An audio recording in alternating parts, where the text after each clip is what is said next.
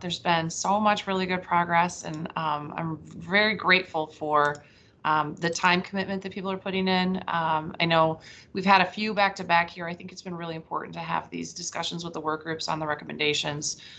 So we'll have this one today around energy-intensive industries, and this is, you know, a really important conversation. Again, they all are, but today, and then we'll pick up natural and working lands then later in November. So you'll have a little bit of time where you're not seeing our faces with great regularity, but there will be plenty of things to think about between here and there. So just know that while it'll slow down a little bit from us getting together, there's still lots to consider and lots of work to keep us on our path.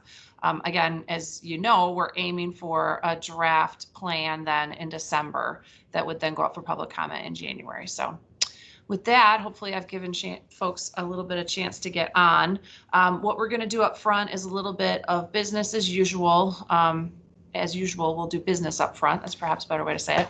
And then I'll introduce you to the work group co-chairs, and we'll get into this set of recommendations. So hopefully you had a little bit of time to look at them before we got together today. So first we'll go ahead and do attendance.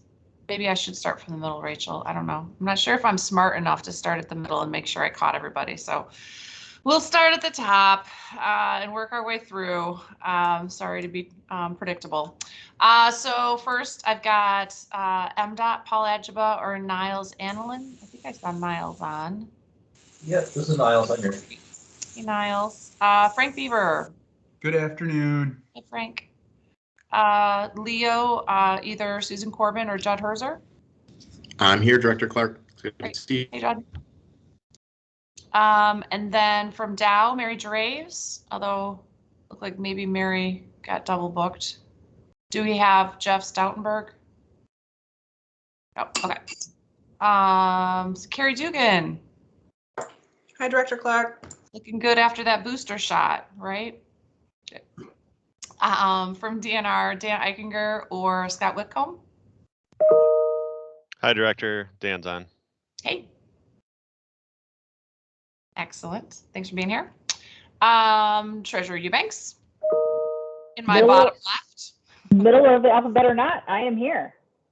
Fantastic. Jim Harrison. Oh, Jim got called into another meeting and he was going to join us late, so I don't think we have him yet. And then from DHHS, Director Elizabeth Hertel or Megan Groen? Megan's here. Good afternoon, Director. Hey, Megan. From Consumers, Brandon Hoffmeister? I'm here. Hey, Brandon. Marnice Jackson? Do we have Marnice today? I am present. Great. Thank you. From Ag, Director Gary McDowell or Joseph Rivet? I'm here, thanks. Great. There's Joseph, right smack dab in the middle. I didn't see it for a second. Now I found you. Okay. Phyllis Meadows. I am here. Hi, Phyllis. Hi, Director. That was perfect timing. Yep. MEDC, Quentin Messer or Steve McCall? Hi, Director Clark. Steve here. Oh, Steve. It's nice to hear your voice. All righty. Jonathan Overpeck. He'll be on in a second, Lisa. Great. Thank you. Tanya Pozlowski. Here. Hey, Tanya. Cynthia Render Williams, I think, shared that she was not able to join us today. Phil Roos. I'm here. Hi, everybody. Phil. Dan Scripps. He's not, but Sarah Molkoff is here on his behalf. Great. Thanks, Sarah. Darrell Slaughter. I am here. Great. Hello, Darrell. Hello. Sam Stolper, I think, was also unable to join us, and so Ron Vogelweed. Do we have Ron? All right, we'll see if we pick people up as we go through the meeting too. Did anybody join us that I didn't call while I was doing attendance who'd like to chime in? Okay. All righty, a couple of pieces of business for all of us.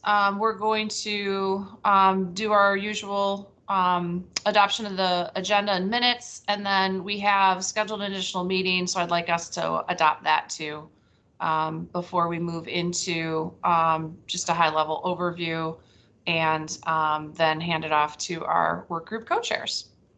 So first, if you hopefully had a chance to look at the agenda, looking pretty similar to what we've been doing for the last few series of meetings to make sure that we've got time to have conversations, presentations by the work group co-chairs, and then discussion of recommendations.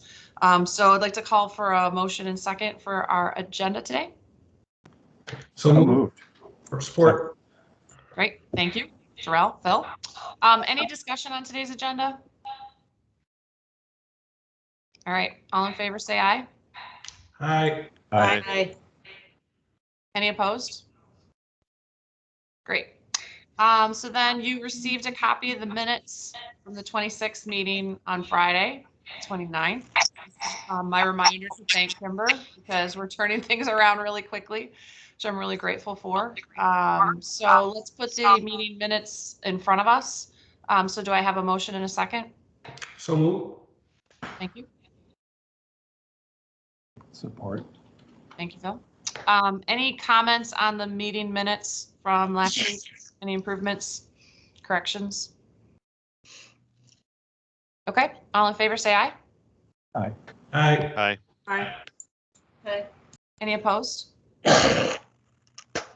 Great, thank you.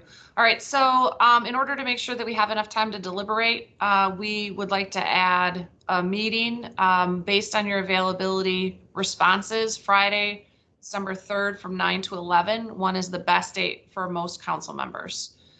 So given that we've adopted the previous meetings through vote, I just want to follow that practice for this one too.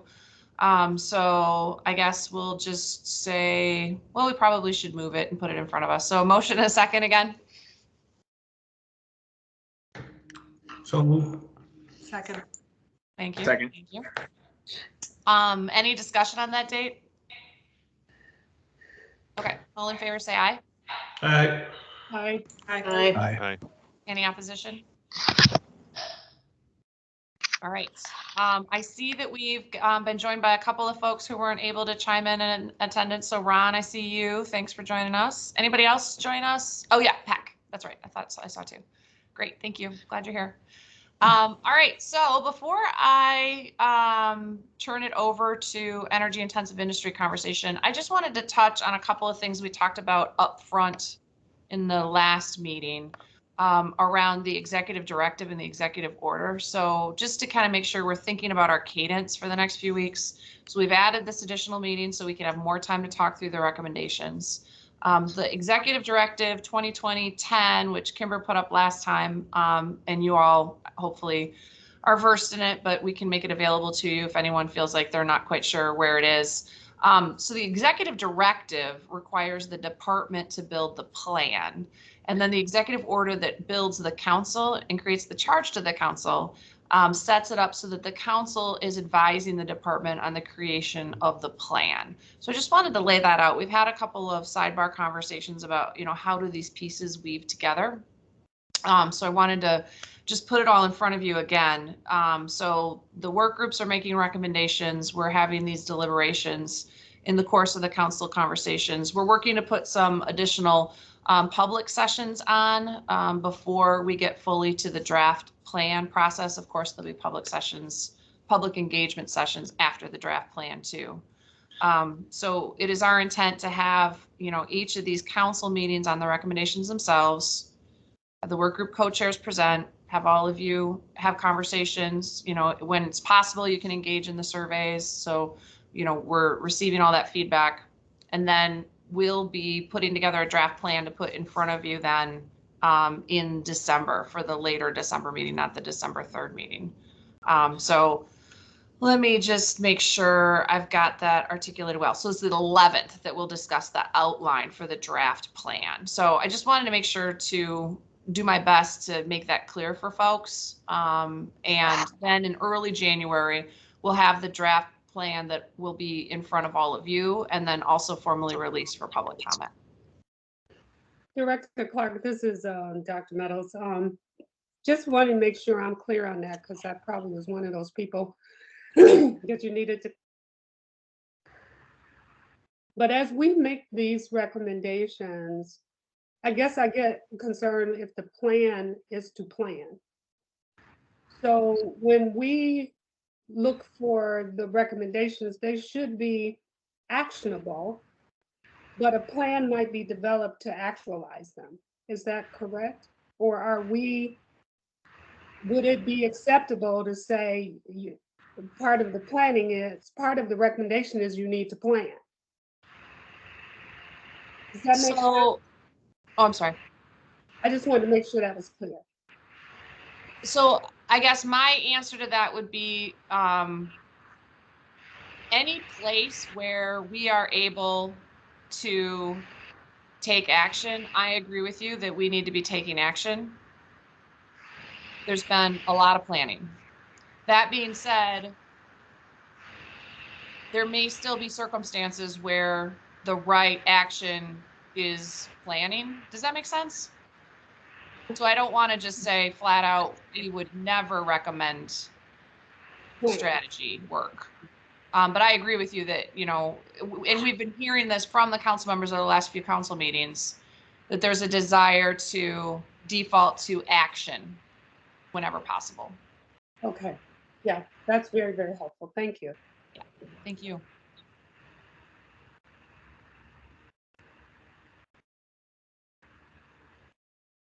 All right, moving forward, knowing that we can absolutely revisit this conversation and you should feel comfortable asking questions whenever we need to be clear about how this goes forward. We're going to turn our attention today to energy intensive industries, which is one of the toughest parts of the puzzle, I think, for all of us. I certainly got a lot out of this presentation. I feel like it was like July or August. I really, really enjoyed the presentation to all of us. So just to kind of give it a little bit of a rehash before I hand it off to our fantastic co-chairs on this one. Power and mobility improvements get you like 90% of the way there, not a specific 90, but like in generality. We have a lot of things to think through when it comes to this industry component. So we know that there are some pillars that are the starting points. So certainly energy efficiency, everything we can make progress on there is really critical. Energy substitution, low carbon fuels, and then our fourth pillar is that new technology. So whether it's, you know, CCUS or other things that are going to be that need to propel us forward. But this area in particular, you know, has some unanswered questions for sure and some real challenges. That being said, if we continue to think through some of the triggers that we've got, so technology is a big piece here, innovation is a big piece here, but then also how do markets and policy influence what's going on for energy intensive industries. So we know that this is an important area of our economy for Michigan. And so this balancing act to me becomes a little bit more obvious when we're talking about this area in particular. So we have a lot of work to do around decarbonizing power, and that's going to take us a big chunk of the way there. But I'm really looking forward to our fantastic co-chairs talking us through the work that the work group did in order to inform our discussion here. So with that, I'm going to hand it off to the energy intensive industries work group co-chairs. So on the state side, it's none other than Robert Jackson from Eagle.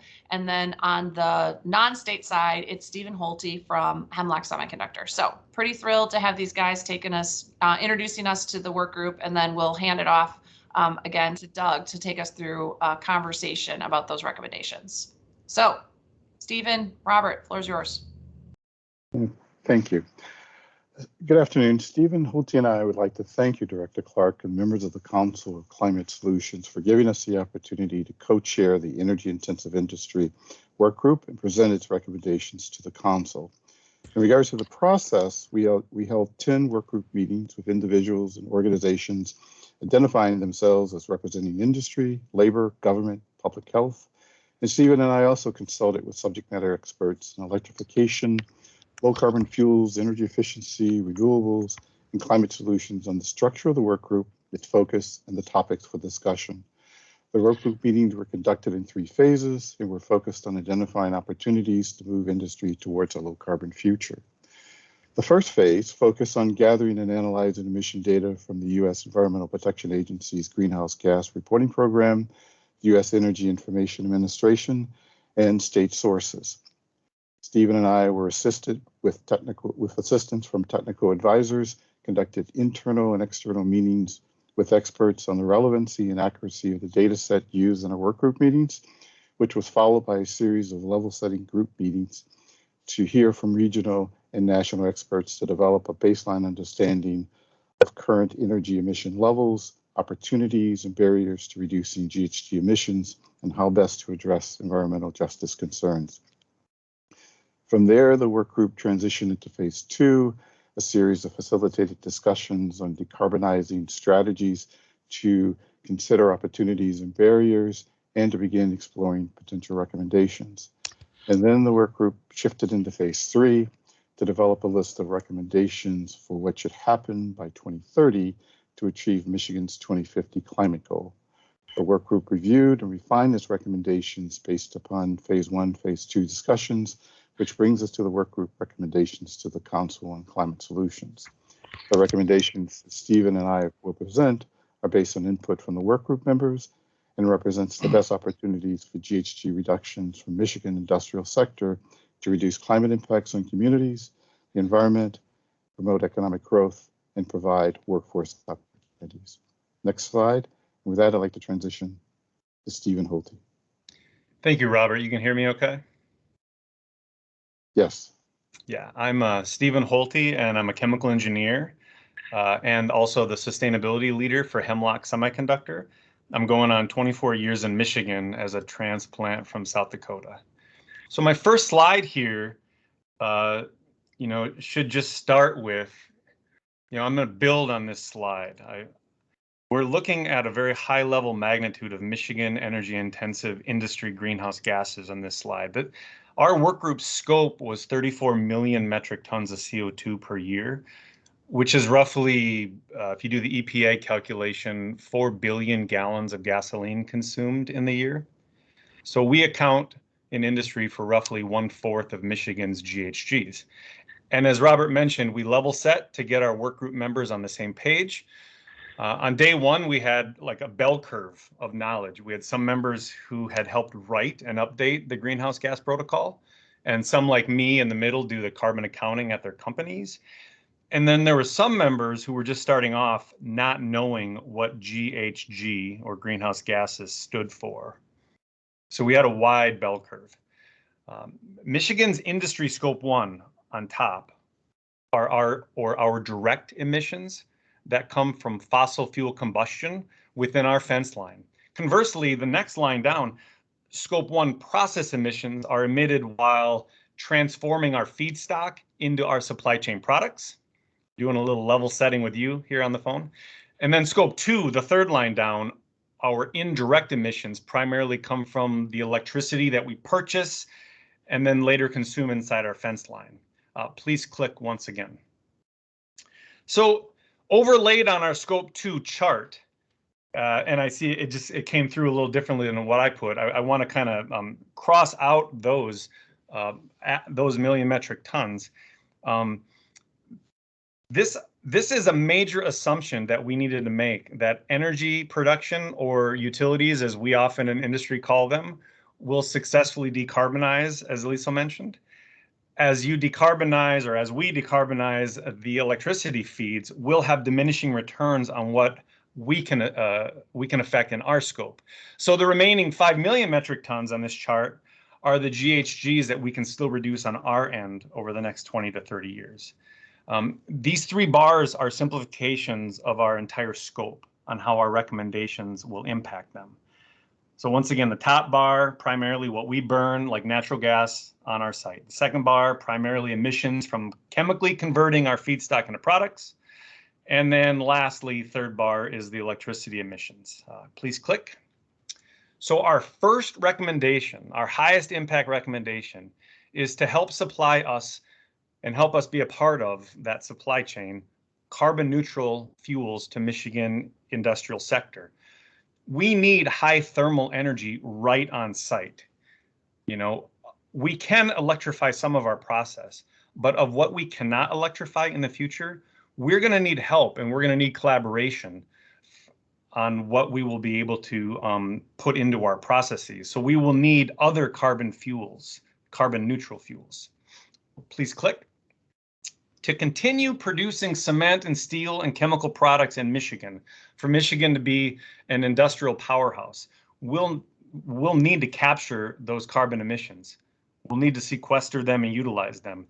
CCUS technology is in its infancy. The federal government and other governments across the globe are looking at money to put into hubs and clusters. So we recommend Michigan goes hard to welcome this technology into Michigan. As you can see, this will be critical infrastructure to our greenhouse gas scope. Click, please. Energy efficiency has been a bedrock in the United States and Michigan for decades, as Liesl mentioned.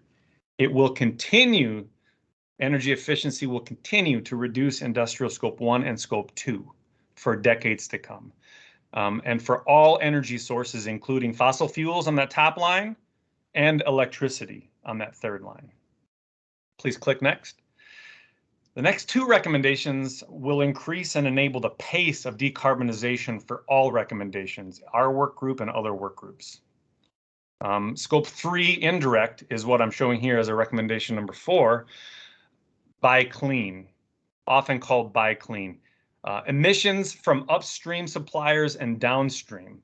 So as you buy into the state government or as private companies buy in, if we buy clean, we help enable and increase the pace of decarbonization. And that includes also downstream. So one example of downstream is our waste handlers, where our waste goes. So focus policy on the state and private low carbon procurement, buy clean, as I mentioned, will increase the pace of decarbonization. And one final click on this slide. A federal carbon price would expedite all scopes of industrial GHGs. We listed this one last because we felt as a work group we had the least control over it, but its impact on the pace of decarbonization will be very high. So that is the high level to give you a view of our 5 recommendations and how they affect our scope. Next slide, please. So just briefly expanding on that recommendation number 1, delivering carbon neutral fuels to industry. Ed Ryder back in July, as Liesl mentioned, of ACEEE highlighted for you this summer, there's an immediate and short-term need to move away from high carbon intensity fuels like coal and move toward lower in the short term natural gas, which is lower carbon intensity. But that's a short-term solution. That isn't the long-term 2050 solution. Then we need an industry to break our reliance on today's economically viable natural gas and move towards the next generation of carbon neutral fuels. And we called out the examples in our report. Fully decarbonized electricity would be a low carbon fuel or a carbon neutral fuel. Renewable natural gas, renewable hydrogen, and those types of technologies. So we asked the Michigan Public Service Commission to initiate a collaborative multi-stakeholder process to help us deliver and work with us on the infrastructure needed for these carbon neutral fuels. And the written recommendation contains many nuances to consider. Next slide. This is my final slide before I hand off to Robert. With clusters of industry already in place in Michigan, okay, we have clusters of industry. You can look at the map where carbon emissions are occurring. Michigan is well primed, and Ed Ryder hit on it in July, to create infrastructure for clean industrial hubs that can more cost effectively capture and utilize and sequester the carbon emissions from creating our products. Not necessarily the carbon emissions from burning fossil fuels, but simply creating cement, steel, and chemicals. So recall that that was our second largest emissions bar, industrial process emissions. This is why in all the modeling that we've read, all the experts that have talked with us and presented to us, all the signs, and I just recently, to make sure that I was up to date, the UN is even saying all signs are leading toward carbon capture technology if we're going to get, when we're going to get to the 2050 goal, the 2050 Paris Agreement levels of carbon drawdown. So we're asking the Michigan Economic Development Corporation, in partnership with the state, to collaborate on this opportunity. Form cross-functional multi-stakeholder process to start building the framework for shared CCUS infrastructure in Michigan. I look forward to your questions. And with that, next slide, please, for Robert.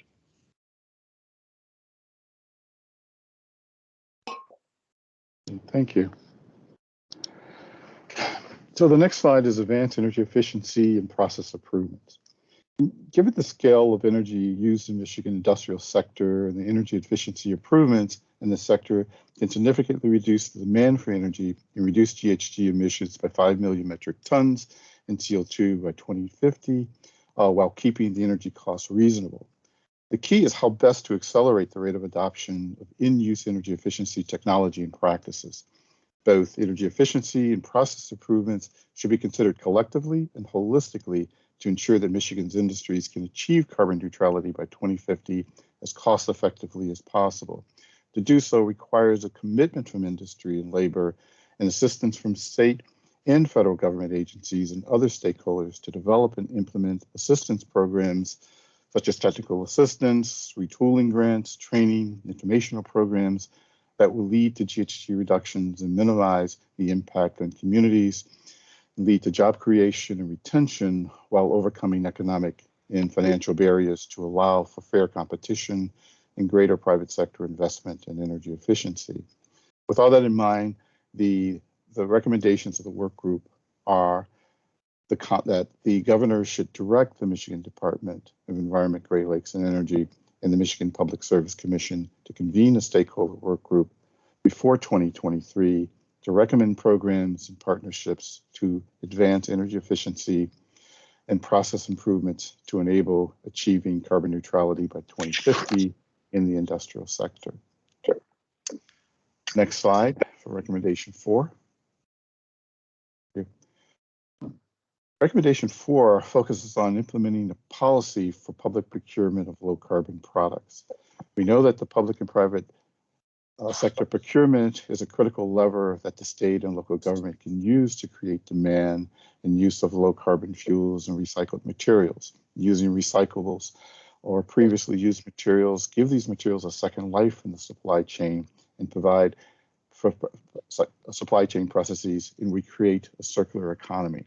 If the state, local governments, and industry limit the procurement of new resources and incentivize the use of materials with a less invasive procurement process, it would dramatically decarbonize the procurement process and the work. But the work group recognizes that this is not an easy transition, but gearing procurement towards sustainability is a necessary climate action step.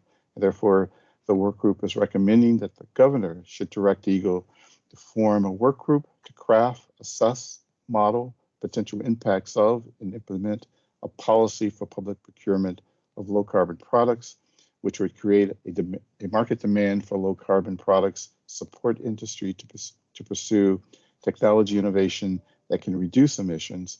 And the work group should include both state government, industry, stakeholders, and should recommend specific policy language and design. I'm fine. It's been a long time. Next slide, please. This is Phyllis. The recommendation 5 is the support of federal carbon pricing market.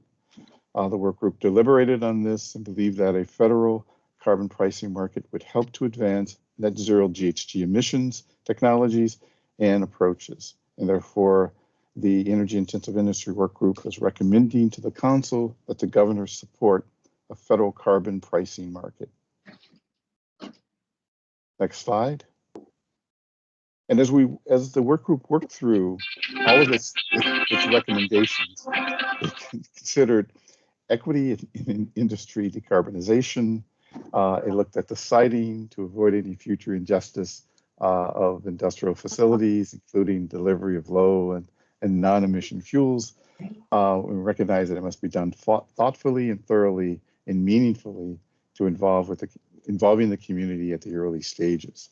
And we also considered in our deliberation the impact of rates and knowing that avoiding creating an undue rate burden on vulnerable customers. And we were looking at the health effects and reducing local air pollution in communities and locales near these industrial facilities. So that is what the work group looked at, and these are the recommendations that it is provided to the council. And we have a next slide. So there were a couple of other recommendations that we were recommending to the council, but in regards to what we thought would have the greatest effect on reducing GHG emissions, it was these 5 recommendations, looking at fuel switching, looking at clusters, energy efficiency, procurement, and looking at the carbon market system. So with that, I'll turn it over to Doug. Thanks very much. Director, did you want to say anything before we started out? Just a thank you to our fantastic co-chairs for a lot of heavy lifting with this discussion as well. So appreciate all of the work group meetings that you had, and then also the presentation here that was clear and concise. So ready to jump in. Great. Thanks, Director. And add my thanks to Robert and Stephen, too. This is a really tough area, as you know, and as all the folks who worked on this know, and it's tough for everybody everywhere. We're working in lots of places. These are really difficult. This really difficult area to try to find where you can get the GHG reductions here. And so there's a tremendous amount of work that the work group put in, and a really good report that outlines the recommendations and the rationale behind them. So we really appreciate all the efforts there. Just a quick reminder, if you're not speaking, to mute. Not that we don't want to hear those telephone conversations that you've got going, because they may be really good, but if you could just mute for us, we'd appreciate that. Just a reminder to use the raise the hand function, and I will call on you as I see you. Your hands go up, and just a reminder too that this discussion is just for the council members and for the co-chairs of the work group. So just want to make sure that we're getting all the input from the council members that we can. We didn't get a lot of survey comments this time. We realized that was going to be difficult given the quick turnaround after the last meeting, so we apologize for that, but we did get some, and so like in the last meeting, we will intersperse asking you about those comments if you don't volunteer them to the group, so be ready for that. I think what we're going to do a little bit different than we did last time is we're going to put the recommendations up one at a time. They're fairly distinct this time, and we should be able to deal with them one at a time, and so Trevor will put those up. But feel free, like you did in the last meeting and the meetings before, to ask process questions of the co-chairs as well. Let me call on Peck first, and then we'll get into number 1. Peck? Hi. Hopefully I'm unmuted. Yep, you're good. Okay. Great. I just want to thank the co-chairs. They did what I thought was a very parsimonious, direct, and convincing presentation and study. You know, and for once in my life, I'm starting to feel okay about this component, a very difficult component of decarbonization. But I also want to make a general comment that's related.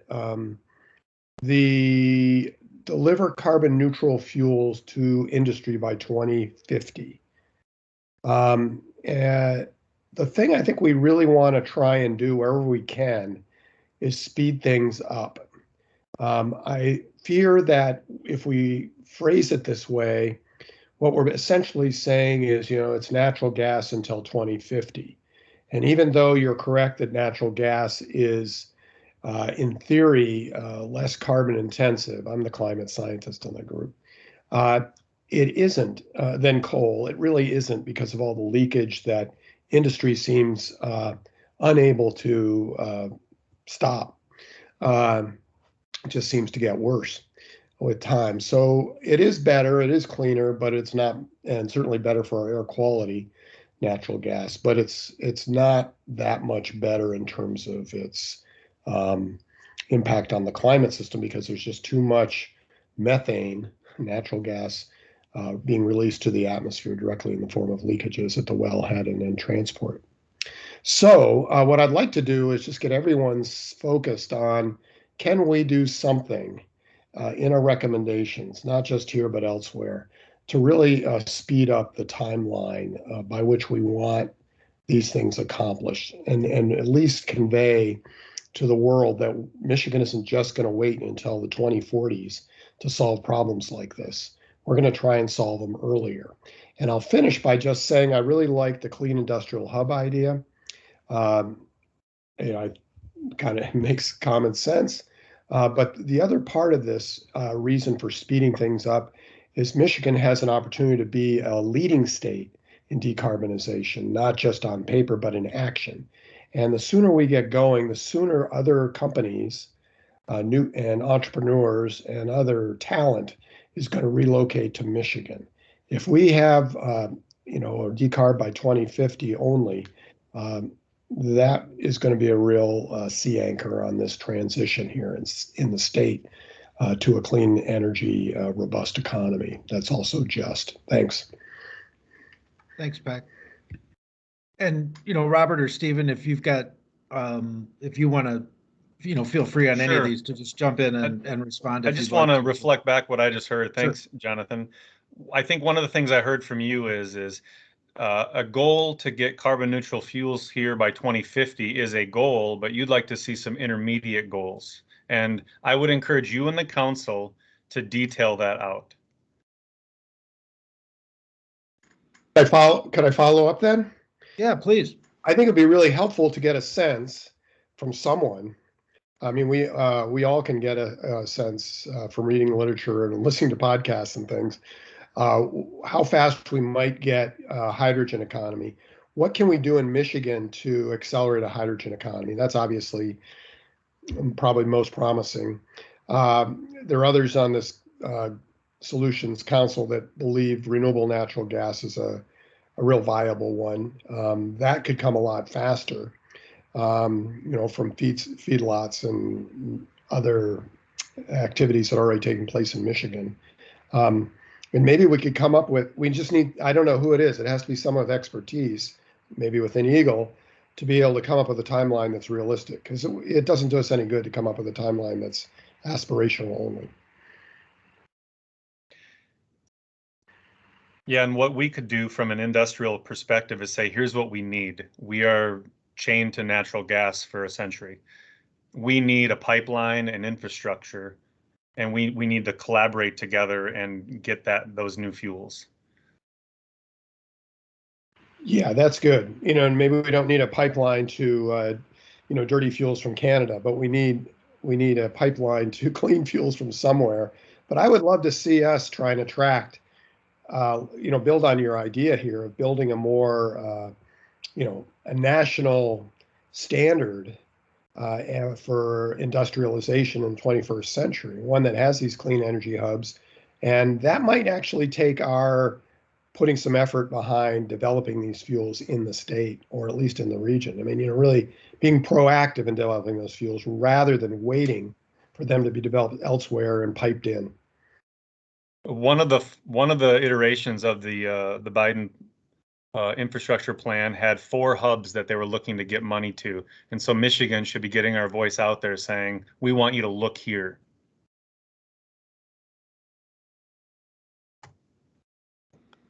Great points, Peck, and thanks, Stephen, for jumping in there. Carrie, did you want to talk on this point? Yep, probably makes sense for me to follow Peck. And I obviously work pretty closely together. So just a couple of points. One is thanks again to the co-chairs, and I apologize for not chiming in as I would have liked to last week, but I'd let Director Clark know that I did get my booster.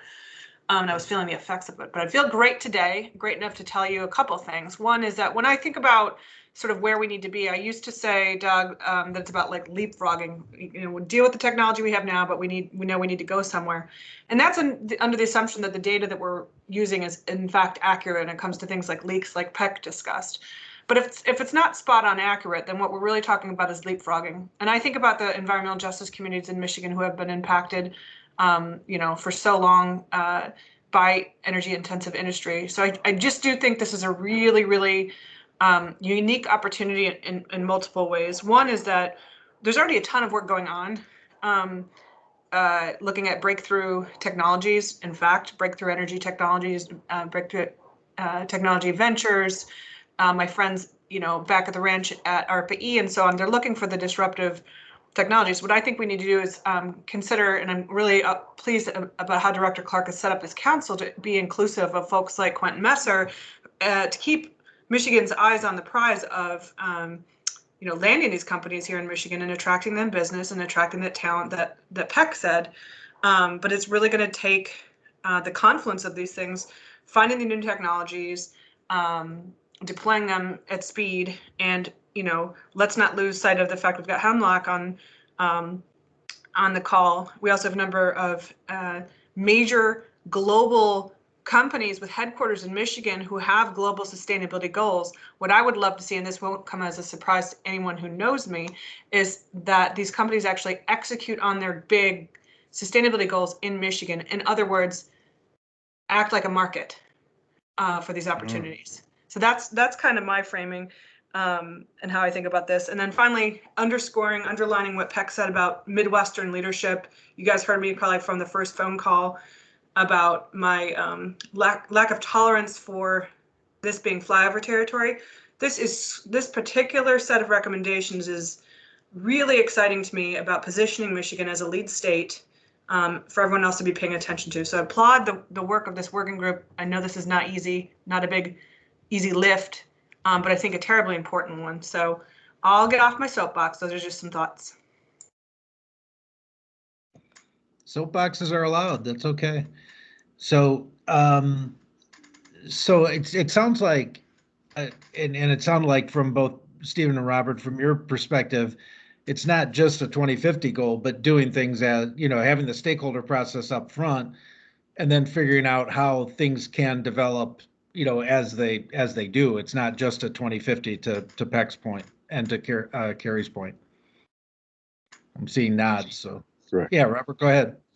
No, I was going to say you're correct. I mean, we were looking at this recommendation to complement, we were looking at recommendation 3 to complement recommendation 1 and 2, is that we know that in order to bring this fuel in, this low carbon fuel to the site, create these hubs, and we knew that it was going to require some process changes in order to use that technology, use that fuel more effectively.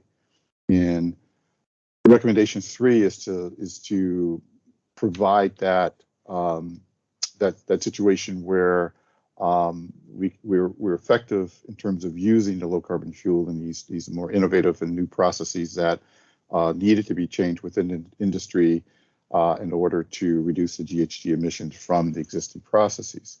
And so both have to happen at the same time. We believe that we need to kickstart the conversation on low carbon fuels, and at the same time we need to kickstart the conversation on energy efficiency and process changes in order to accommodate and use this fuel effectively.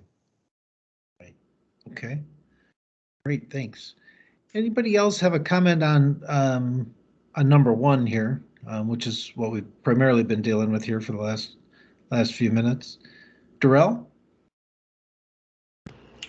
Thanks, Doug. And like everyone else, great job, Stephen and Robert, on this. I know this is a monumental task. I appreciate all the work done here. I just had one change. I know we kind of mentioned it in terms of like some type of assessment on the greenhouse gas emissions from all these different potential options, but I guess to be a bit more intentional about including some type of GHG impact studies for hydrogen and renewable natural gas. And the reason why I'm focusing on those, I think some folks know, depending on the type of hydrogen, there's different colors. It varies in terms of emissions, and same thing with RNG. So I think to have that explicitly put in that would be part of the process, I think would improve the recommendation, in my opinion.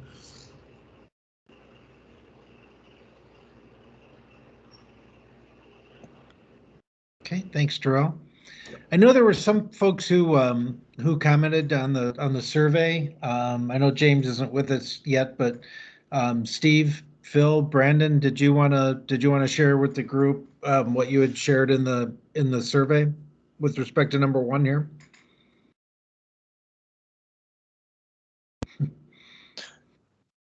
Sorry. I could jump in. I was trying to hit, Sure, Phil, go ahead.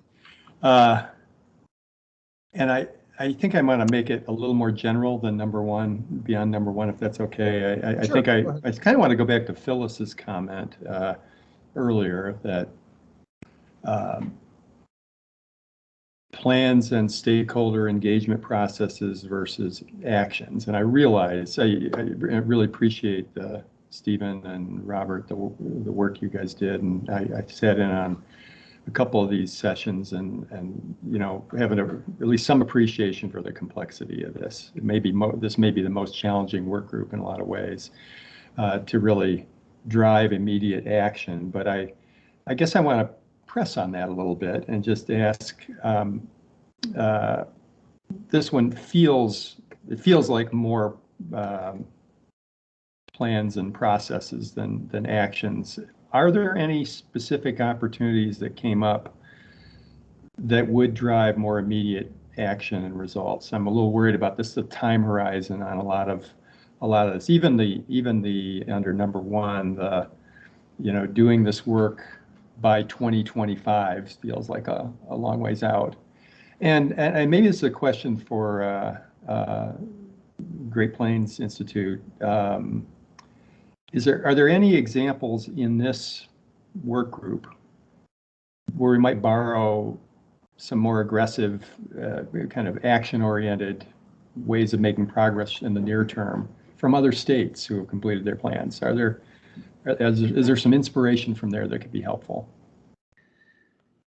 Yeah, there actually is. And Trevor, you're on. Do you want to talk about the Minnesota process a little bit? Because a lot of that has a big planning, but then we saw an announcement today that came from that too. So did you want to talk about that a little bit, Trevor? Yeah, so in Minnesota, I mean, one of the key things they have that just got passed by the legislature in the last session is a pathway for natural gas utilities to decarbonize their service. And so they can file these utility innovation plans. And this is meant to get at that. I suppose this could, if you wanted it to be more targeted, it could say, have the legislature create a pathway for utilities to propose that to the commission. But there needs to be some sort of pathway for them to do that, and there needs to be a way for the commission to evaluate those plans and to look at, Darrell kind of brought it up, but for the fuels or technologies that are being proposed, what's the benefit of those and what are the costs of those, and can they be approved by the commission? So that would need to be put in place in one way or another. This is sort of a step essentially to make that happen. And there are other states that are doing something similar with gas resource planning, but providing a bit more structure to the way that the gas system is planned and to target decarbonizing with an eye towards cost and equity and all those other things. That's good. I mean, bringing some direction to where the stakeholder process is supposed to lead, I think it could be helpful. I just follow-up question for the co-chairs. Maybe focusing on number 1, is there a barrier to being a little more prescriptive on this in terms of what the end goal is?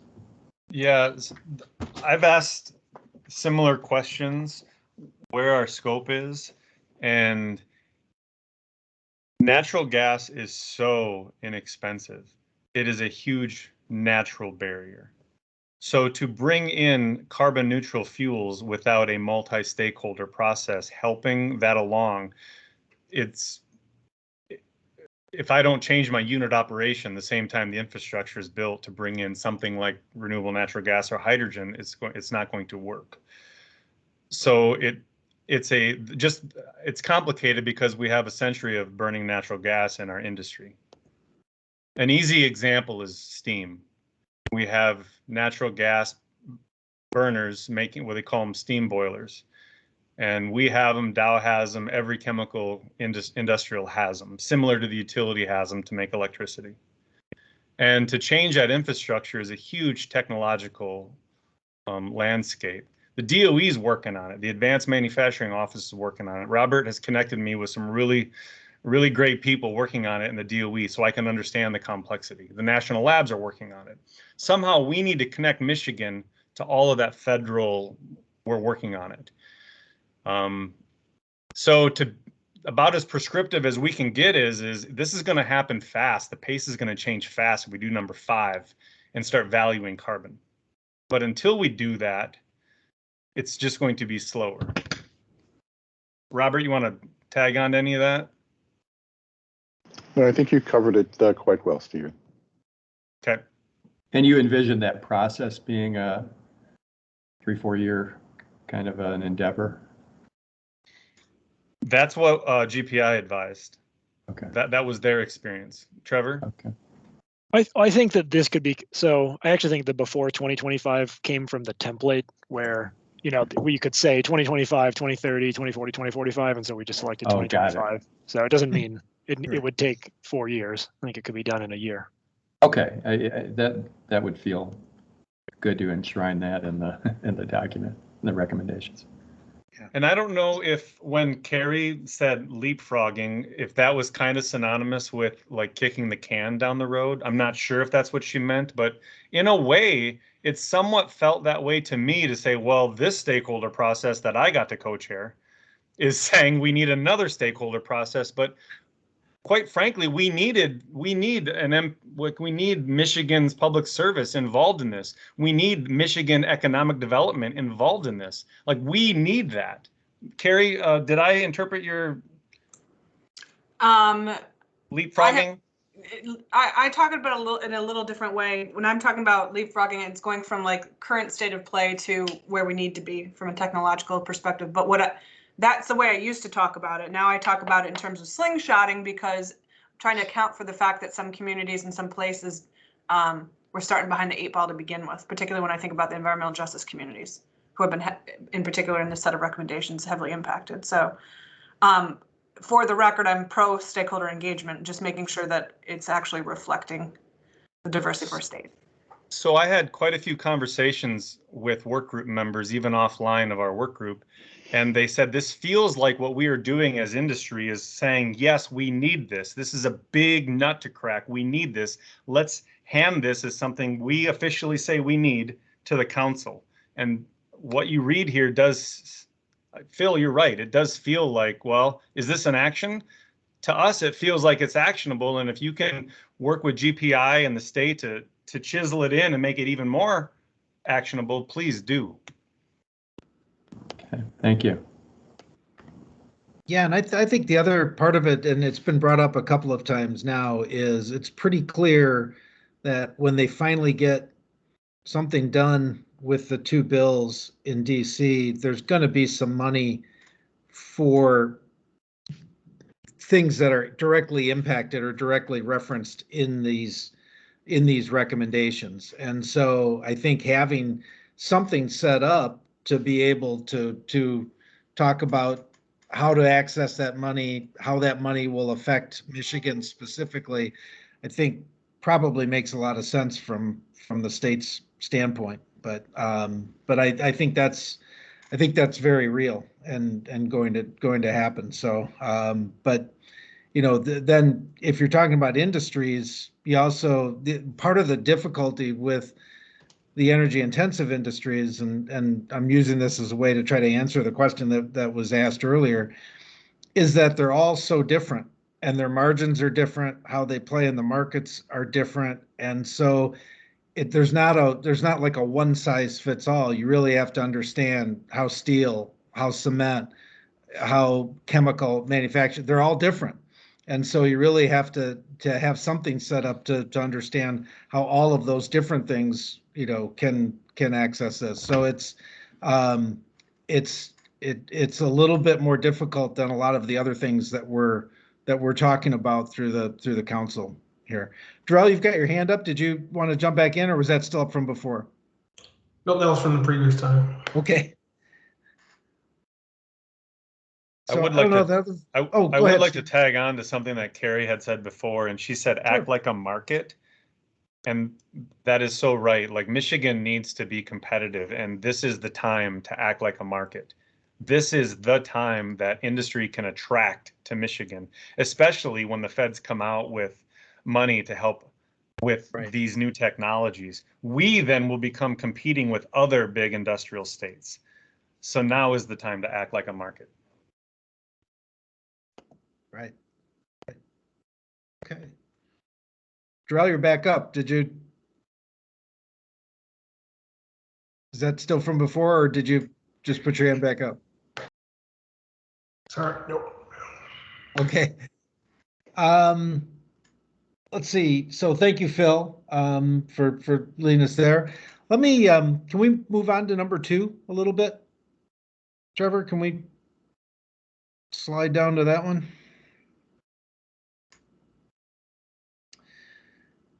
So the clean industrial hubs idea, we've talked about it a little bit here. Anybody have any questions about this or any comments that you would like to make about this?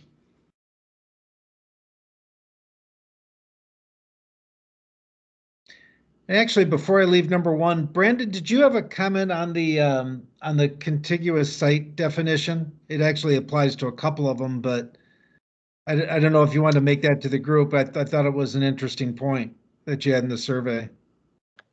Yeah, I think some of the considerations kind of deep in the recommendations, I would have some concerns about how they interrelate to, you know, electricity deregulation and other things like that. But overall, I think the thrust of the recommendations, I'm broadly supportive of, you know, so I don't know that that's something we need to spend a lot of time on, but just as we implement it, I do think there is a continued major challenge in making sure that Michigan's industry is competitive and using low carbon fuels. And so totally subscribe to the notions of let's get as much federal support as we can. I think the state can play a great coordinating role in helping to bring different industry clusters together.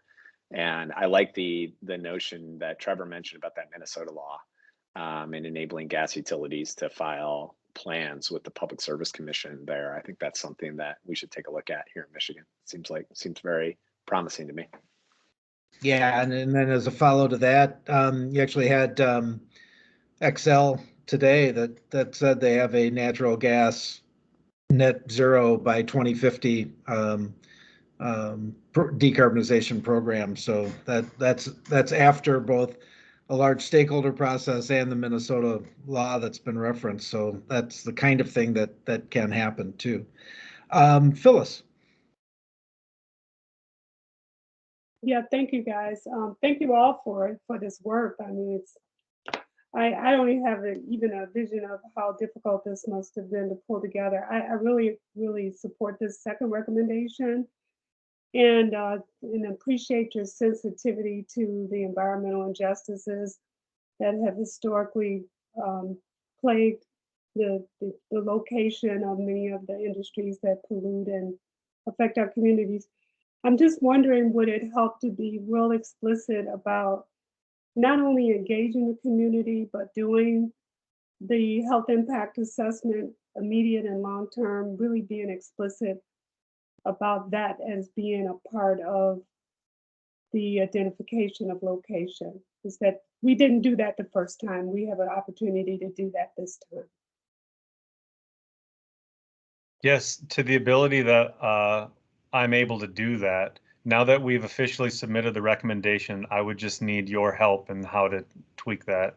Or if it becomes the council's recommendation at this point, and then you can start writing and editing this. Thank you.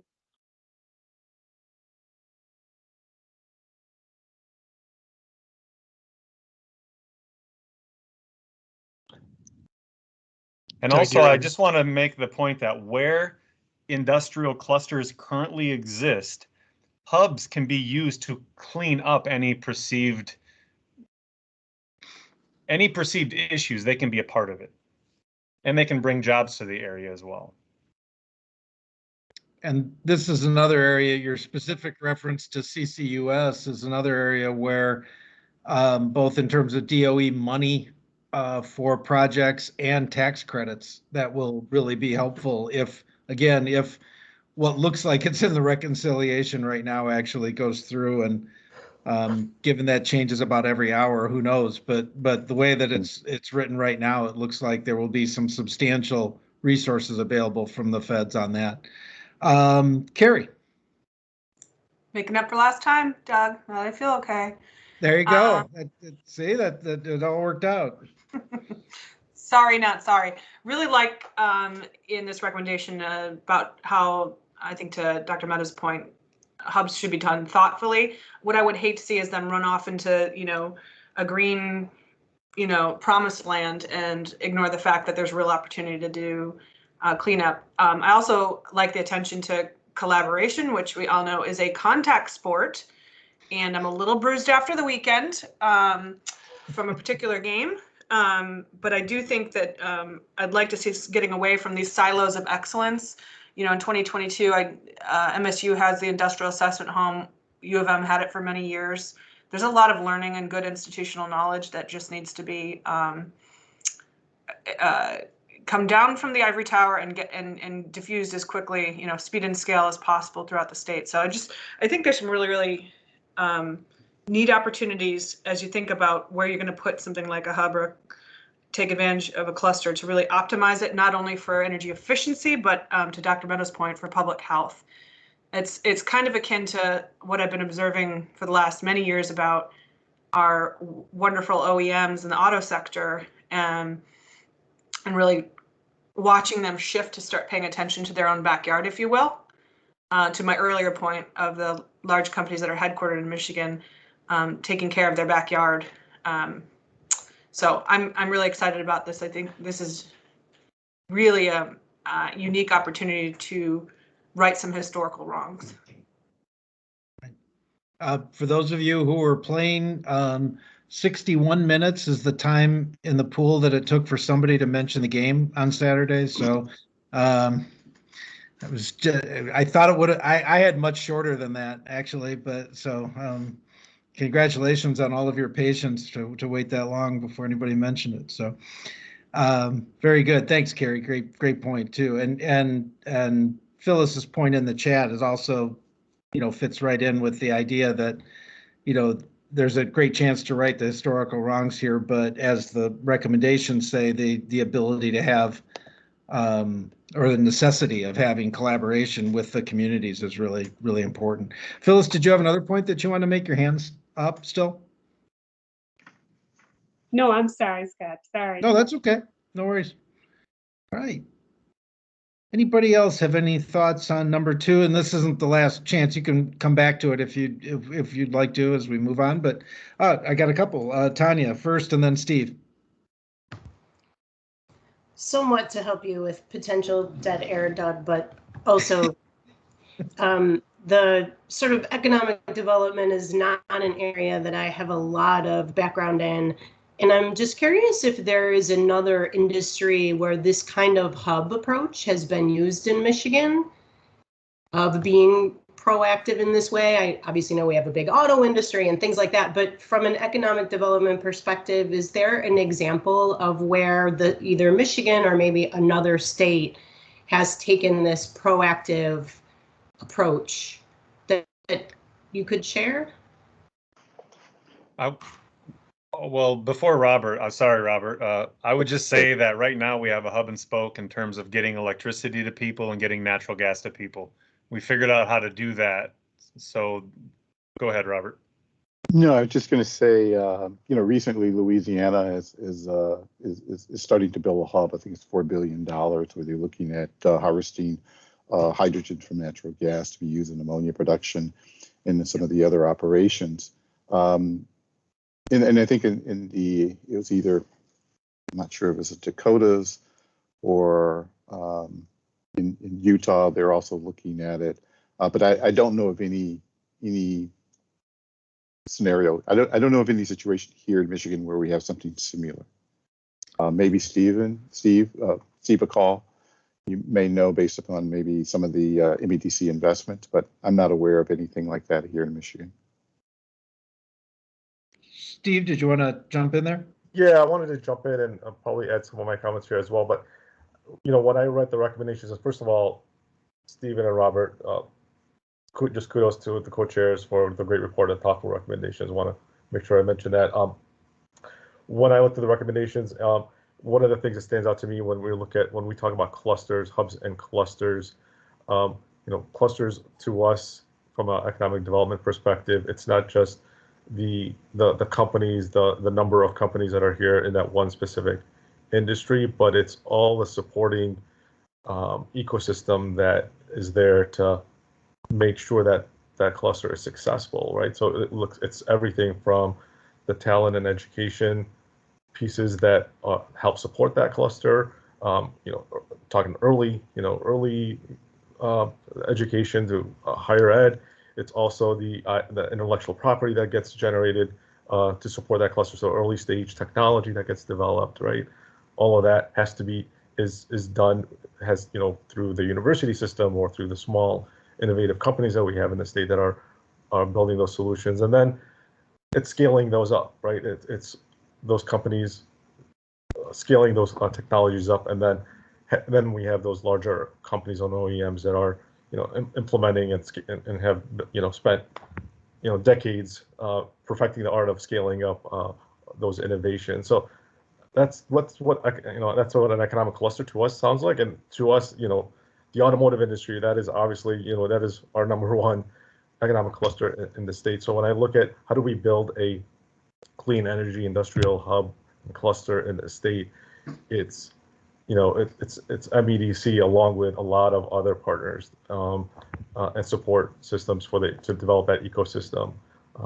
Absolutely getting support from the feds is going to be critical because it requires that early stage innovation to be developed, but then that early stage innovation has to be scaled up so that the larger companies that can apply it and scale it up and sell it. Because in the end, these companies are selling globally, not just in the state, right? So that's, I look at our automotive industry, I mean, that's kind of, globally and nationally it's seen as the cluster that everyone, and because of the IP, it gets from all our colleges and universities here to the companies, and all that ecosystem is here in the state. Oh, thanks, Steve. Steve Holte, did you want to chime in there? Yeah, I would like to just offer also the industrial park examples that we have around the state are strong examples to look at and study as we look at clusters and hubs. One that's real close to me, and I'm not an expert in it at all, is we now have multiple companies inside the Dow Industrial Park. We have right next to it a natural gas electricity being produced, and also the steam being produced for that iPark, for that industrial park. And I believe Consumers Energy runs that facility, cogen plant. Thanks. Yeah, and to Tanya's question too, Robert mentioned Louisiana, who has done a lot of work in this area. There's also a report, and we'll make sure that we get it into the materials if we haven't already. There's a report that came out fairly recently, within the last month, on Houston and some of the work that they're doing on this very concept and what it could mean in terms of efficiencies for the businesses and from an environmental standpoint. So we'll make sure we get that into the materials as well. Phyllis, I see your hand. Did you have another comment here? No, I just got this real sensitive mouse. I'm so Okay. sorry. That's okay. That's okay. Ron, you had a point and I wanted to get to this before we moved on to number 3, but Ron, you had a point in the chat about the unintended consequences of sequestration. Did you want to go into that a little bit more? Yeah, I mean, I think this is, and once again, I'm probably talking out of turn, but just from the standpoint of when we look at carbon sequestration, carbon capture and utilization, I completely understand when we start getting to sequestration, there could be some unintended consequences by where it's stored, how it's stored, what it may do as far as long-term effects or potential issues when you look at some kind of the future injustices or where you do it. So if you're pumping extreme amount of CO2 into certain storage, or at least underground storage, things like that, you have to be very conscious about what the unintended consequences, dead zones, and other things that may create in the future. So what kind of long-term view would need to look at as far as sequestration specifically on that? They're not necessarily all three of those equal, even though we lump them together as carbon capture, utilization, and sequestration. Right, and that's fair. And there's actually 50 years of carbon capture utilization technology and experience there. This kind of the mass storage underground is something that's fairly new, to your point. And there's a huge ADM project, for example, in Illinois, where they've been doing that for a number of years. But it's all based on what the geology of the area is as well. So that's a huge factor for it. Marnice Jackson, and then we'll move to number 3. I have a question because I'm kind of fairly new to this technology. Sure. So I was wondering, is there proving studies that showed that this sequestering works? Yeah, I would say yes. And again, if so, can you provide me a link? I'll be here for a while. That's all. Sure, we can provide lots of materials for that, because we do a lot of that work, and we can provide a lot of materials for it. Ron pointed out the difference between just storing it underground or using it for something else. It's been used, for example, for enhanced oil recovery for decades in West Texas and in other places.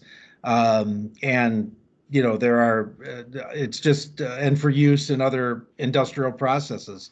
We're actually using the carbon that you've captured can be used in a different place. But yeah, there are plenty of materials we will provide. Thanks. So Marlies. a follow-up question. So if it Yeah, works, according to Jonathan, and it can be expensive, who is bearing that cost? Well, it depends on the project. No, that's the right question to ask. And like with the other, go back to Stephen's point earlier on, if you're starting to introduce these different technologies in, you have to look at what the relative cost of all of them is. Now, to that point, there have been increases in the tax credits that's available for carbon capture and either use or sequestration over the last several years. And there's another huge increase that's in the reconciliation bill right now. So that may have an impact on the actual cost of it. But depending on the project, what project it is going to determine who ends up paying the cost for that. Stephen, did you want to add to that? Yeah, I'll just quickly add, one of the members of our work group, Lafarge Holcomb, yeah, they presented, and they showed us how they're putting in a multi-million-dollar facility in Colorado of CCUS. They produce cement. CO2 is a byproduct, not from, or also from combustion, but mainly from the production and the process of producing cement. They talked at length about how they're doing it. It's the right thing to do, but it's expensive. It hits their bottom line.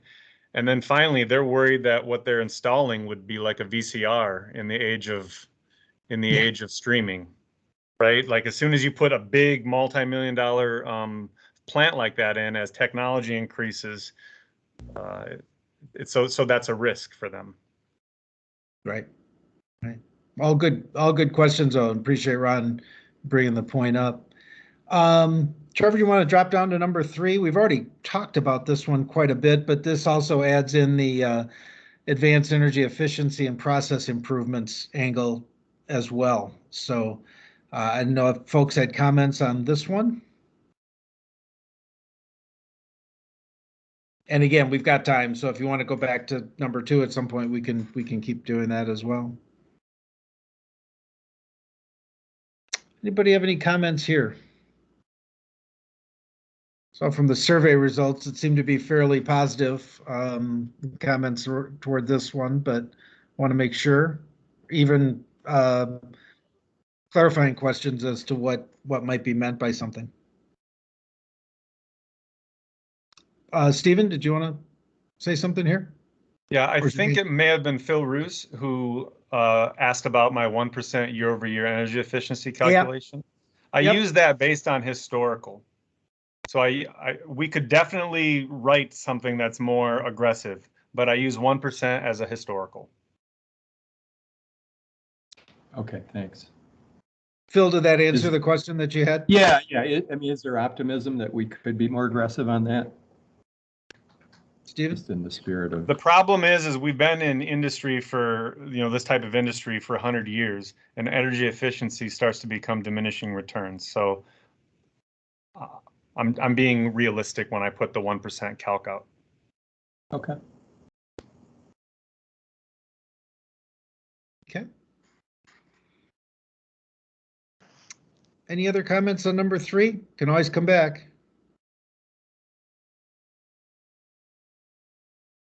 Okay.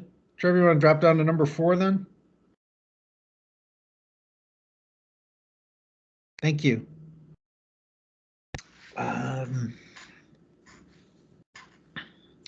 So when you're, just so I can ask a question, and you brought up the Lafarge example, and they're doing their kind of clean cement that they're using for actual contract with Colorado to do road building with that as well.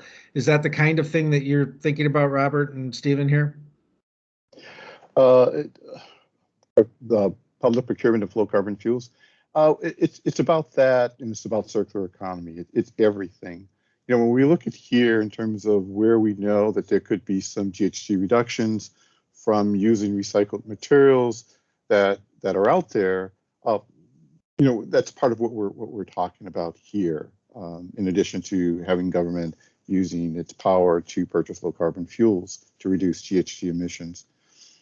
But here is a unique opportunity because we are making investments into recycling the next cycle in gathering these materials for use in commerce. And what comes into play is kind of a simple thing is our collection. It's a relationship between the fiberglass industry, the buildings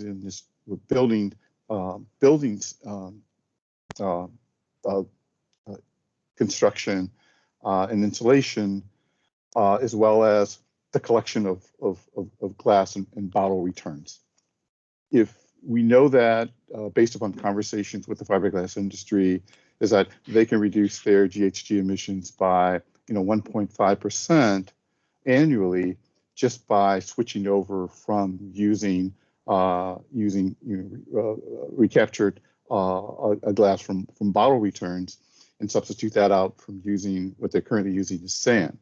And so this takes all that in consideration, and we know that also if we could collect more plastics, then it would reduce our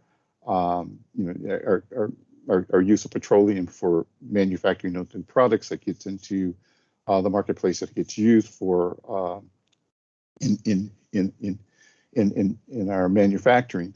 And so the thinking here is that we need to rethink how we approach procurement, and we should do it with a circular economy perspective. Government should focus on purchasing low carbon fuels. 2, we should encourage and government should use where it's leverage, where it can, in some of the buildings that it owns and operates, to require low carbon materials from industry in its renovation work, that it in the materials that it makes available for other municipalities to use. Here's really just kind of a unique opportunity that, through some leadership on our part, that we can reduce, government can reduce its carbon footprint. It can influence, actions within the supply chain to provide low carbon products to supply to, through the supply chain to manufacturers to use in their products that eventually is put into the marketplace and then gets recycled again. So from our perspective, although we aren't able to quantify what the GHG reductions would be from such activities, we know that they would be meaningful. And I'm assuming Michigan, like other states, has the piggyback procurement, so municipalities can join on state procurement for different products. So it sends an even bigger market signal then? Yes.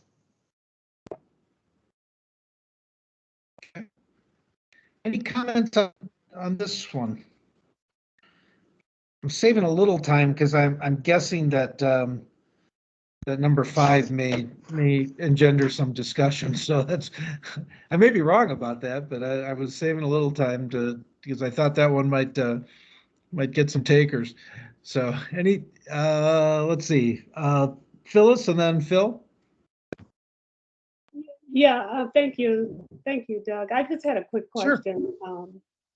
And it may not even be appropriate. I know that I'm punching above my weight in this discussion in many ways, but you know, when I think of government as buying, making, and taxing. And I was just curious in the midst of the discussion, you know, especially around the idea of Michigan being a leader. Was there any discussion about incentivizing Michigan to make these kinds of products that might, you know, to innovate and to make some of these products versus think of us as buyers, consumers, but producers? Well, the discussion that we've had really much focused on, well, there were 2 discussions. One upon, you know, what are the products that industry manufactures? Can they be low carbon? And I think that's driven by the consumer demanding these products from industry. And it's kind of one. The second thing is that what can the state do to encourage the use of recycled materials and to replace, you know, virgin materials in the manufacturing of products? That's something that we can do through policy. Then there's the whole idea that, you know, what impacts government has on fuel purchases. Well, you know, the state of Michigan purchases an awful lot of fuel to heat its buildings, to run its institutions, and that's one of the levers that we have to control, to really to leverage what we do, our actions, and to increase you know, our ability to drive the procurement of low carbon fuels and low carbon products in the marketplace. So there are a number of things that government can do. But the big thing is really as a consumer is demanding these low carbon products. And that comes through education and outreach. Stephen, did you want to add to that? Yes, I do. Phyllis, great question. Hemlock Semiconductor makes like a third of the world's semiconductor that goes into your computer chips. And we're fighting to get back into the solar industry. And we put more pressure on Brandon Hoffmeister and Consumers Energy to lower its carbon intensity than anybody, because we need low carbon electricity to make our product. Right, Brandon? And so we are making we formed an alliance called the Ultra Low Carbon Solar Alliance of solar panel manufacturers. And we are Brandon and Consumers Energy and DTE are part of it because we're making sure they see our supply chain. Yes, we are making low carbon product in Michigan now, and to compete for the next 10, 20, 30 years, that's why my time has been donated to this council, because we want to make sure that we're part of low carbon into the future. Does that make sense? Yeah. Yeah, I'm slow on the mute, but yes, I should just do one of these. Yes, that makes sense. Great. Thanks, Phyllis. Thanks, chairs. Phil. Yeah, I just want to acknowledge some confusion that I had about this, which I put in the survey. I think my brain at, 10:30 on Sunday night was reading low carbon products as low carbon fuels, and the examples that you've given, I get what this is about, and it starts to make sense why the state would actually have some buying power there. However, in some of the discussion, then it started, I heard, Robert, you were saying low carbon products and low carbon fuels, and I got confused again. I just wonder if, is it both, or is it just both low carbon products or carbon embedded, carbon sequestering products, I guess, that are holding carbon, I guess, like building materials made of wood. Yeah, I kind of see it as I kind of see it as both. You know, one is the fuels that we purchase to run our institutions, like the correctional facilities that are 24/7 operations, 365 days a year. You'd have to heat and cool those facilities. So if we could switch those over to low carbon fuels, then we can reduce our GHG emissions. And the other is just the procurement of products, low carbon products. Okay. The fuels is sort of a general, doesn't apply to necessarily carbon intensive industries necessarily that the state owns. It could be anything. Okay. Maybe just a thought on this one might be to actually lift some examples, like, you know, just for somebody reading this, because the examples you gave brought it to life for me in my limited sense of where this was going. Okay. Great. Thanks. Okay, do you want to slide down to number 5?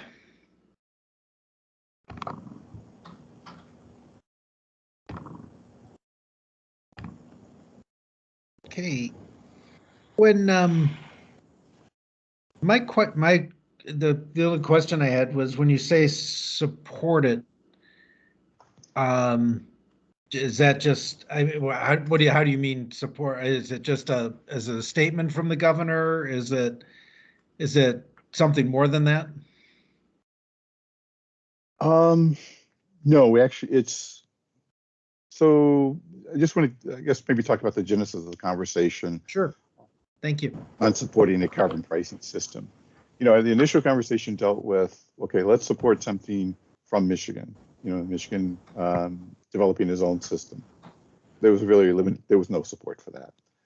Then the conversation transitioned into kind of a regional system. And there was no support for that. And there's a reason for it. And I think the work group and the co-chairs, we agree upon it. And then the idea is that, okay, that we know that this is important, that we know that having a carbon pricing, having a market would drive GHG reductions within the industrial sector, but it needs to be done fairly and equitably. And so the thinking is that if and when the federal government put in place plans to put a system in place, then the governor would actually participate in the design of a system, or Michigan's participation in that system. So that's when we use the word support.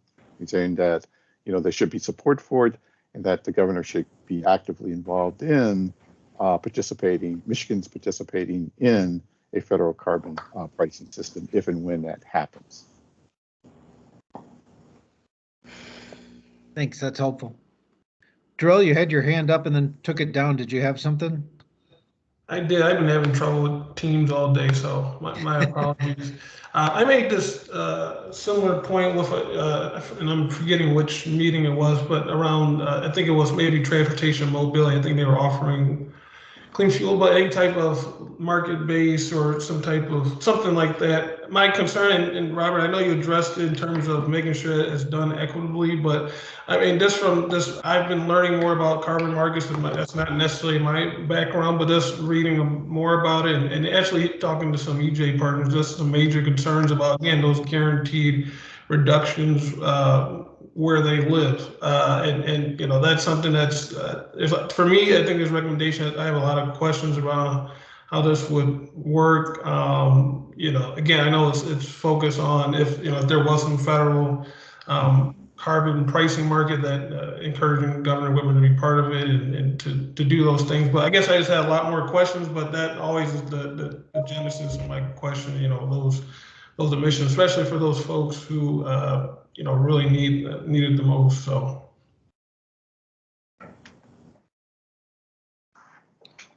Robert, did you want to respond there? Or?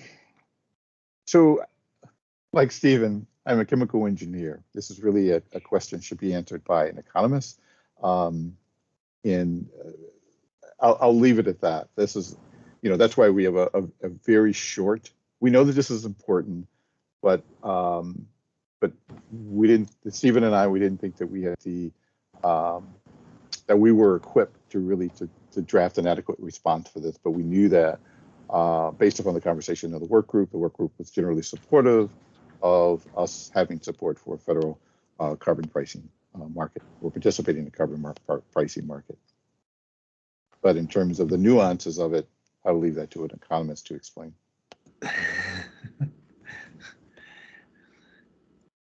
And just for the group, just to kind of draw it out a little bit, Robert, when you said, and I apologize for putting you on the spot a few times here, but when you said that there wasn't any support for local or regional kind of market, did you want to amplify that a little bit? You could say no. Issue. That's okay. No, I mean, no, it was something that we understood, and we believe that to be important. It didn't make sense for industry to participate in a patchwork system. If we were going to do something and it was going to be meaningful, then it needed to be a nationwide system, and there was support by industry that there was support expressed by industry to participate in a national system, but there was very little support because these were international companies, and they felt as if, and I agree with them, that they would be put at a competitive disadvantage if they were being if there was any action towards developing a regional or state system. That it just made sense for equity for them to participate in a national system. And I'll leave it at that. Okay. No, that's helpful. Thank you very much. Other comments on number 5 here? Brandon, I think you had some in the survey. Did you want to talk to the group about what you had said? Yeah, sure. Obviously, this is a big, thorny public policy issue that the federal government has been struggling to align on for decades. And I think, I know our company is supportive of a soundly constructed federal carbon pricing policy. We think that that's really important to send the price signals throughout the entire economy that are needed to move away from higher carbon content fuels in a way that makes economic sense. To Stephen's earlier point, natural gas is an incredibly low cost and dense carrier of energy. And so the economics of that transition, especially for industries that are globally competitive, are really challenging. So I understand why the team was nervous about just the state-specific policy or a regional-specific policy. And I guess I would just say the devil's in the details on all of this. That you want a carbon policy that's actually effective at meeting the climate change goals, that's affordable and equitable during the transition. Michigan, given our reliance on natural gas as a heating fuel and industrial fuel, has some important considerations about how federal carbon policy might be applied and whether it would really have an impact on whether that's energy poverty or other industrial competitiveness. So the design of that's really important. You want to ensure reliability, affordability, make it durable and flexible across administrations. One of the challenges of federal environmental policy is sometimes it can be one party gets in office and you got a certain policy, and then 4 years later you got a different policy, and that's really difficult for anybody to navigate that's in the compliance business. So it's a big challenge. We're a big advocate of doing this thoughtfully.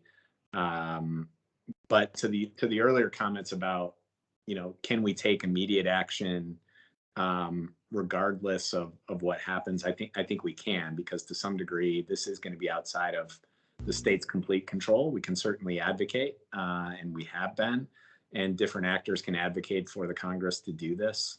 But I also don't think we need to necessarily wait before we make headway. And I appreciate the comments you made, Doug, that I think the Congress is likely to maybe not put a carbon pricing mechanism in place, but put some real spending opportunities from the federal government on low carbon solutions and technologies. And so in the short term, I think that's a real opportunity for Michigan to try to bring as many of those federal dollars home to Michigan as we can.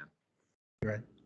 And to the points that were raised earlier, the more you do numbers 1 through 4, the less of an impact that number 5 has on Michigan as well. The more you're decarbonizing through those other avenues. The interesting thing, there are a couple of interesting things going now federally.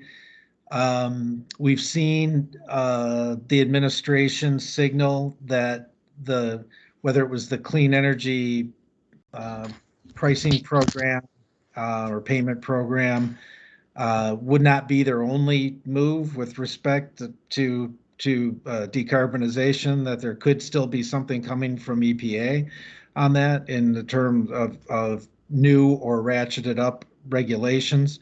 That may include at some point the industrial sector as well. It's typically been power sector focused, but that could be industrial sector as well. And then the Supreme Court's just taken up a case to see how far the EPA can go in the power sector as well. So I mean, there are a lot of moving parts to all of this right now. To your point, Brandon, makes sense moving forward as much as you can internally, within your state makes a lot of sense. So, Peck, you had a couple comments in the chat. Did you want to share those? I don't. Clearly, I'm. My fingers just won't slow down today. So I'll just leave it there in the chat unless someone wants to talk about it. Okay. The book I suggest by Barry Rabe, who's a professor in the Ford School here at U of M, is a phenomenal book on carbon pricing. And it makes the point that Brandon made, is the toughest aspect, which is, one administration can take down a carbon pricing scheme all by itself. So you have a really tough time with durability. But here's the bet, I'll bet someone a beer that right now I was just about to type this one, fossil fuel industry is supporting carbon pricing. The idea is that they would like that better than anything else because, again, the right administration comes into office and Biden's whole plan is like put asunder. But after the Build Back Better bill passes, if it does, I wouldn't be surprised if there's going to be a big push for carbon pricing.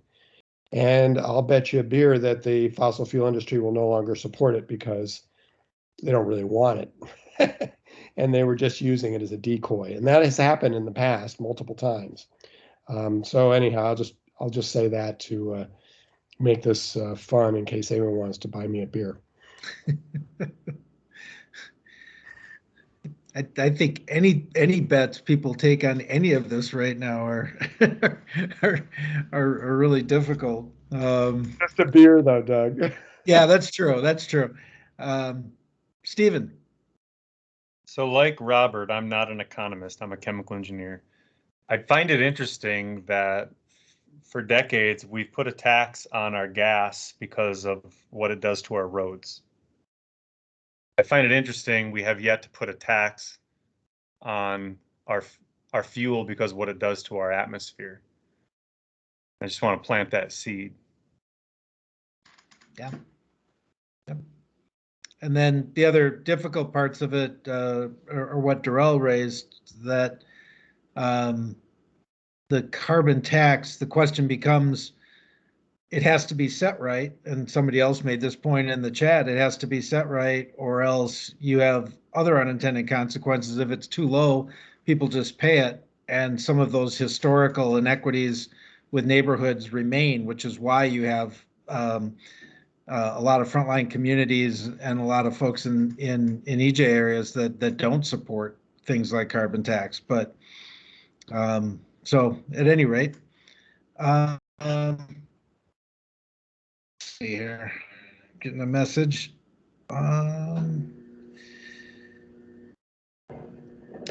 We've got a little bit of time left. We've got about 15 minutes left. So Robert and Stephen, if it's okay with you, can we go down and show the other 3 additional recommendations for consideration? And maybe just have you spend a couple of minutes talking about those and see if anybody has any comment on that? Perfect. There's the slide. So whoever one of you wants to, whichever one of you wants to take it away, go ahead. I'll happily do this. Number 6 is very similar to buy clean. In fact, if the state were to implement buy clean, number 6 would likely be a follow. Let me look at number 7. We touched on number 7 in number 1, number 2, and number 3 discussions. In fact, the whole theme of the discussions was number 7 and making sure that we're front and center on research development and participating in DOE, AMO type projects, as well as national labs. Number 8, we didn't want to remove it. It had discussion in the work group. It really is small in terms of greenhouse gas emissions, in terms of carbon dioxide equivalents. It's small in the state of Michigan. But we could then look at number 8 in terms of refrigerants. And industry definitely is part of keeping greenhouse gases down in terms of keeping its refrigerants in the pipes. And that's highly regulated today by government and EGLE. Right. Let's integrate number 6 and number 4 then. Number 4 does talk about public as well as private purchasing. Right. Okay. Yeah, I guess I just Thanks, want to Stephen. make a comment. Oh, on number Robert, 7. sure, go right ahead. Yeah, you could look at number 7 the opposite way, where it says state should strengthen its relationship with the federal agencies. It could also be said that states should encourage the federal government to strengthen its relationship with relationships with states. We find that to be not the case when we're looking at Michigan companies, in particular, access to the national labs. That's something that could be better. There are other resources that are offered by the federal government that is not being made available to Michigan companies. So you can look at it both ways. One, the state should encourage that to strengthen that relationship, and the other is that the federal government should strengthen its relationship with the states. In particular, the federal government should strengthen its relationship with Michigan. Right. Okay. Just looking at the chat now. I see one comment in there, but okay. Any other comments on the additional recommendations? Thanks for doing that, gentlemen. I appreciate that, and it made sense given the conversation that we'd had to at least mention those. So, any other comments? Could we settle on? Could we also splash up that Trevor, that last slide that had the chart? Just let people kind of think on that. And maybe after all these discussions with the 5 recommendations, this chart and how I built it kind of sinks in.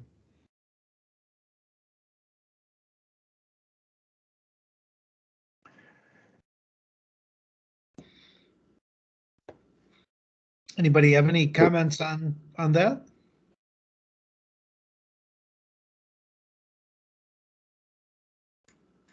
I think the big takeaway with this chart is when you look at it, if you do 1, 2, and 3, we probably will achieve 90% of our reductions in GHG emissions from industry just by switching to, fuel switching, looking at investing in creating these hubs, as well as the energy efficiency. We know that that's going to have the maximum effect. Right. And the state can really have an impact on the pace of it with a buy clean or low carbon procurement, which will spur on private companies to do the same. And then, as Brandon said, it sounds like Brandon and others are already talking at a federal level on instituting the carbon pricing. We just need more people to realize that, and industry is supportive of it as well. So us officially saying it out of this work group, there was no dissension, is important for us all to hear. Very good. Any comments there?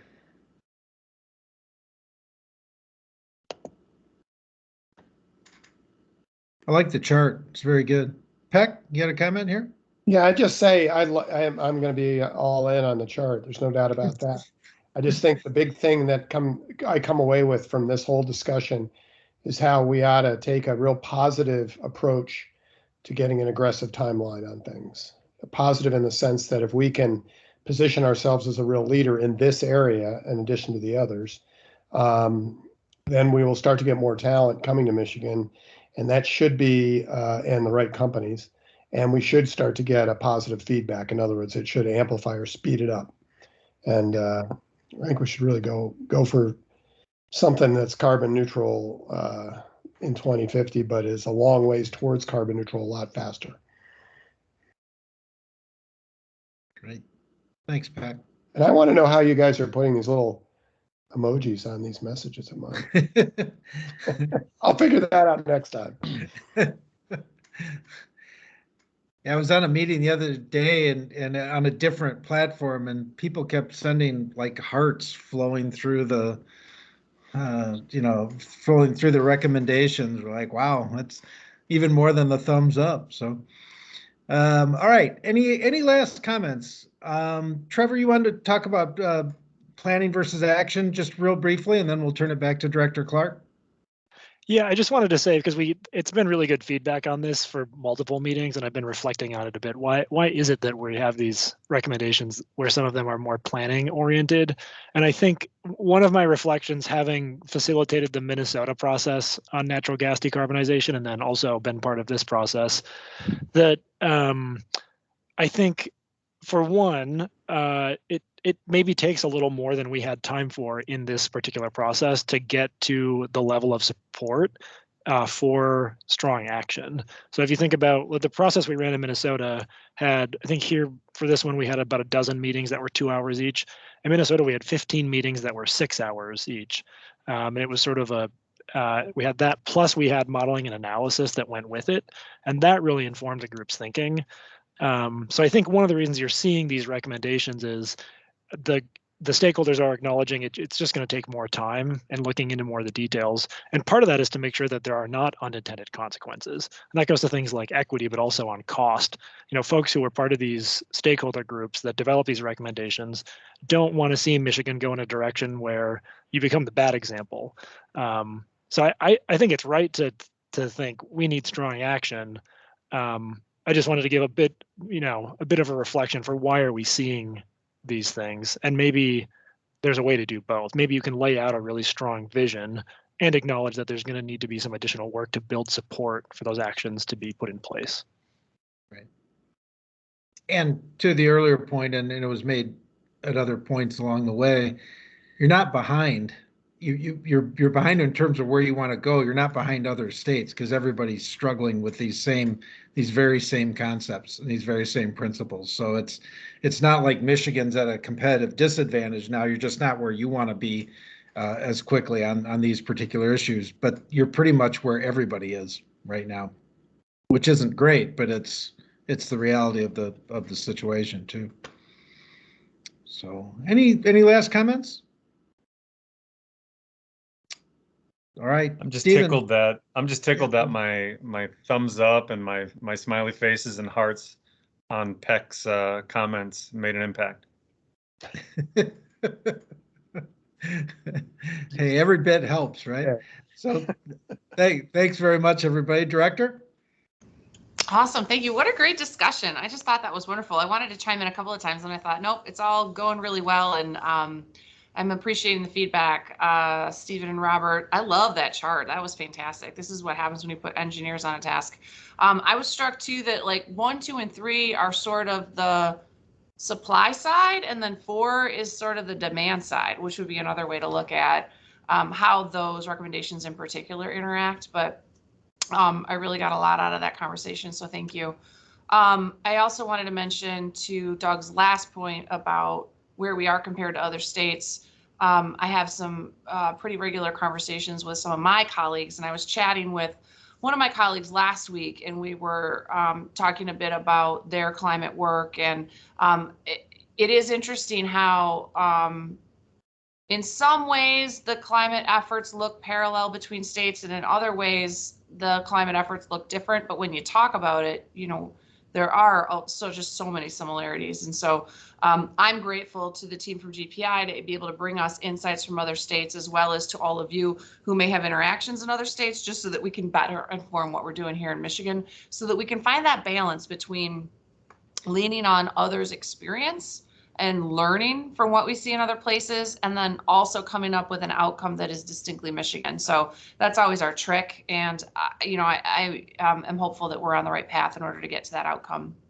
So I wanted to mention that we're getting together again Tuesday, November 23rd from 3 to 5 to do natural and working lands work. So look forward to talking to you then. You're going to have a little bit of a quiet period now where you don't see us regularly, but know that we're all continuing to work to move this forward.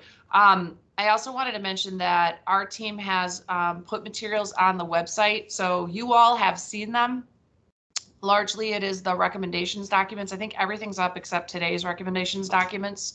But I want to mention this to you for those who are participating who aren't council members. They know they can go get it on the website. And then also when you're interacting with others, if there are folks that you may have either sent a copy to or you want to direct them to a copy, it's on the website now. So michigan.gov/climate. So please feel free. I tweeted it out earlier today, but the more that we can help make sure that others are involved in seeing those recommendation documents, I think the better off we'll be as we get into another round of public dialogue on this. Always interested in receiving comments, and that's eagle-climatesolutions@michigan.gov. And if there are comments specifically for the energy intensive industries work group, it's eagle-energy-intensive-climate@michigan.gov, which is a really interesting email address. Pac, did you put your hand up to ask me a question? No, sorry about that. Up from before? Okay, just making sure. We're getting so good with our emojis and our thumbs up and our whatever. Hopefully, as soon as you all figure out how to get the technology working in the way you want, we'll be meeting in person, right? That's exactly how it's going to happen. So with that, I think you get a few minutes back. I'm really grateful to Doug and Trevor for taking us through, and to our fantastic work group co-chairs, Robert and Stephen. So thanks to all of you, and look forward to seeing you November 23rd. Turkey Day will be right around the corner. Take care, everybody. Take care. Thank you. Thank you. Bye-bye.